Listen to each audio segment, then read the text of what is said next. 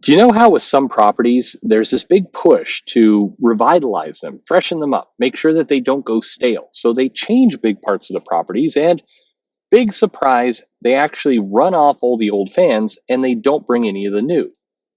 Why do people do this? Is there ever a valid reason why you want to quote unquote freshen up the franchise? Well, sure. I mean, yeah, it's not the wrong idea. The trick isn't is it right or wrong. The trick is get your timing right.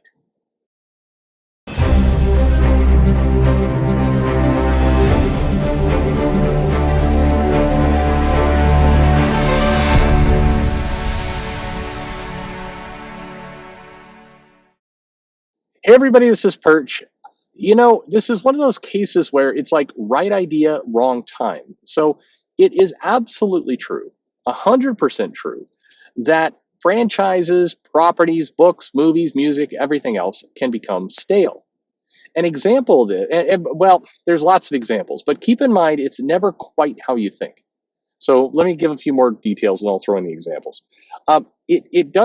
It is true, and the best place to look in many ways is the music industry.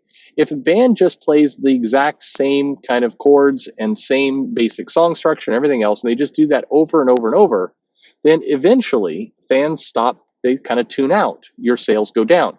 Now, here's the thing, they rarely go off a cliff. But in the entertainment industry, there's always this worry or this belief that things are going to fall off a cliff, and it's like it's an imperative that you've got to change up, you got to freshen up your franchise right now, or all your fans will go away. But there's not a lot of evidence that that actually does happen. What's more likely is a slide. You just start to lose 10% and another 10% and another 10%, and you lose your fans that way. They don't all wake up one morning and decide, hey, we're done. So an example is Aerosmith, and there's some good articles in Rolling Stone that talks about how Aerosmith fell into a rut where their albums, and I think it was whatever the album was that had Pink on it, that it was kind of just like their old music. People were listening to it; it was kind of the same thing, just over and over and over again. And so they needed to be more experimental. They hired a brand consultant and all the rest of this kind of stuff, and they tried to push kind of more experiments, and it delayed their next album coming out. And what they learned was that the say I don't know what the 10% less sales they got on their latest album by quote unquote not keeping things fresh and kind of going to the same old stale playbook, the fans that they lost from that were less than the fans they lost through attrition by not putting out new material and keeping things waiting when they would have had other albums to put out. And the damage done to their brand was more from attempting to change things up than if they just continue to pump out the same crap over and over again. Now, keep in mind, it's not a good idea to just never evolve and just keep doing the same things over and over again. You will eventually lose customers, lose sales, and lose interest. It is true. But the decline is kind of slow. And I think the bigger trap, as we've seen it from movie franchises, we've seen it from studio houses, and we've especially seen it from things like comics, where there becomes this desire of we've got to change things up. And the we've got to change things up, to me, often feels a lot more like an excuse for the creator to just kind of do whatever they want, do some crazy idea they have in their head, as opposed to having to dig deep and really understand the character and bring something new in the context of that title. Captain America, Iron Man, and Superman, I think, and Spider Man have really suffered from this, where the writer comes in and it's like, well, we can't do the same old thing. I mean, arguably, you could say that One More Day, where they decided to erase Spider Man's marriage, that was an attempt to say, look, fans are tired of the stale kind of storytelling over the last, I don't know, when was he married? The 80s? Over the last kind of 15 years or so of him being married to Mary Jane, fans are tired of that. And so what we need to do is we need to, spice things up by kind of removing the marriage and going back to how things were in the 70s. Now, it is some kind of crazy brain logic to say we need to keep things fresh and diverge from stale storytelling by going back to a different era of stale storytelling. But whatever. Well, leaving that aside, the whole One More Day thought process will make you insane if you think about it for too long. But maybe a better analogy to look at is Star Wars. So Star Wars is a case where there was this big call, particularly after J.J. Abrams' Force Awakens movie, to say Star Wars needs to get new fans. We can't rely on the old fans. The fans are going to age out and die. And if we don't, make some dramatic changes, we're not going to bring in a new audience, and the brand is going to be stale. And we've got to do big things and change, change, change.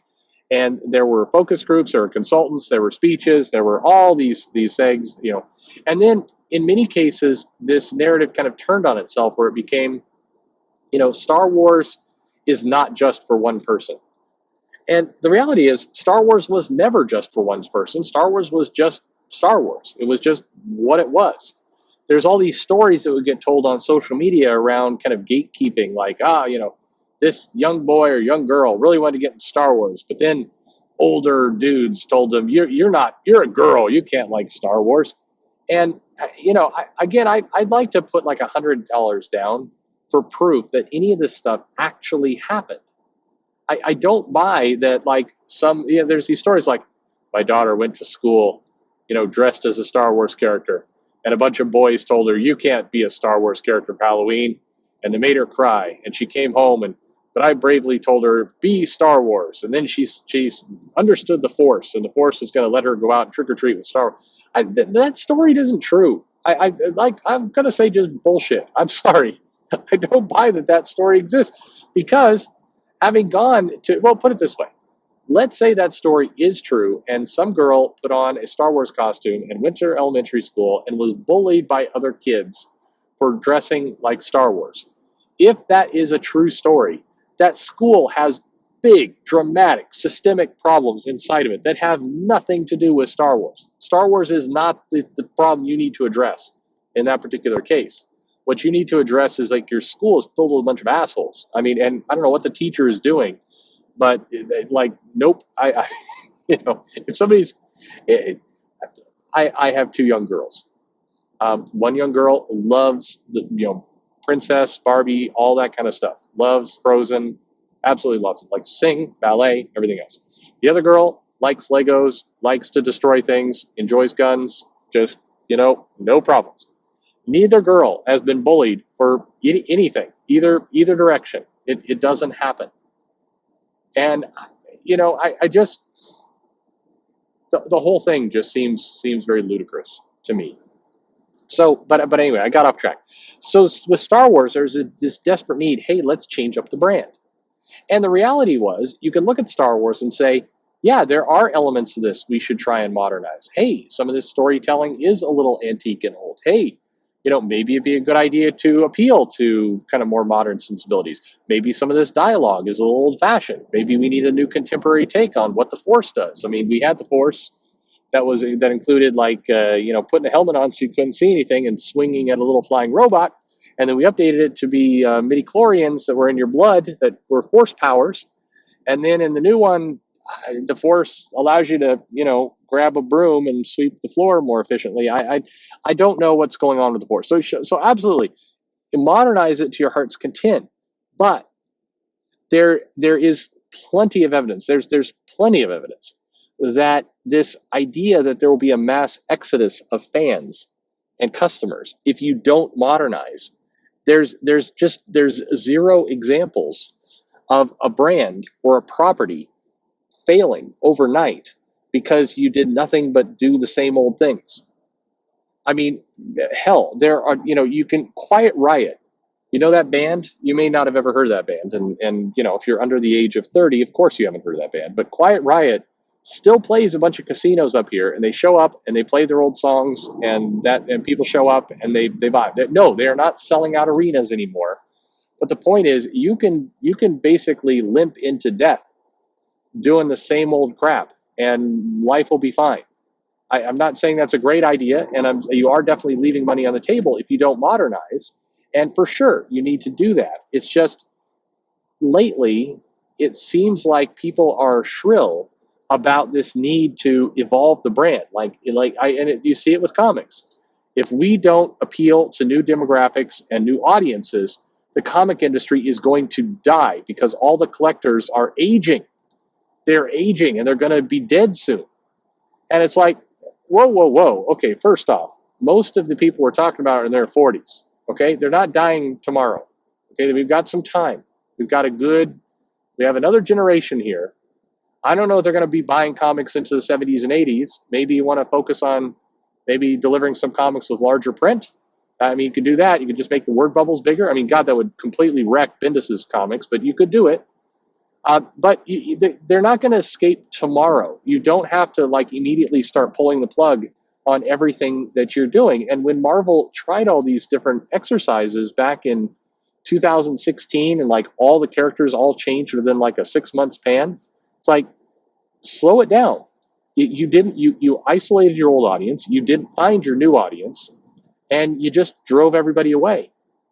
I used Star Wars as an analogy earlier because I think The Last Jedi was not the best movie in the world, nor was it the worst movie in the world. I know people are like, "What? It's not the worst." But no, it was not a good movie. It had big plot problems and everything else, but it was a movie. Could it have been better? Absolutely. Could it have been worse? Yes. I think we all can. We've all seen what worse looks like. Could have been worse. It wasn't good. Is the point? It didn't drive the franchise forward.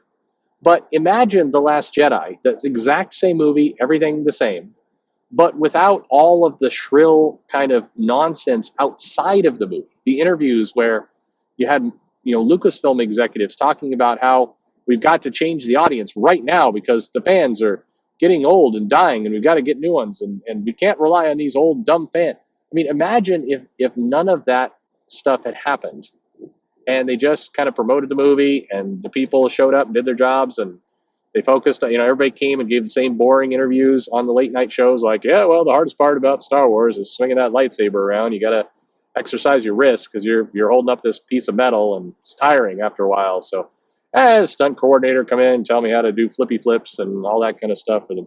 I mean, nobody wanted those interviews, but I guarantee you the reaction, the negative reaction to Last Jedi wouldn't be anywhere close to what it was if people had just, same movie, but just showed up and, done their crap.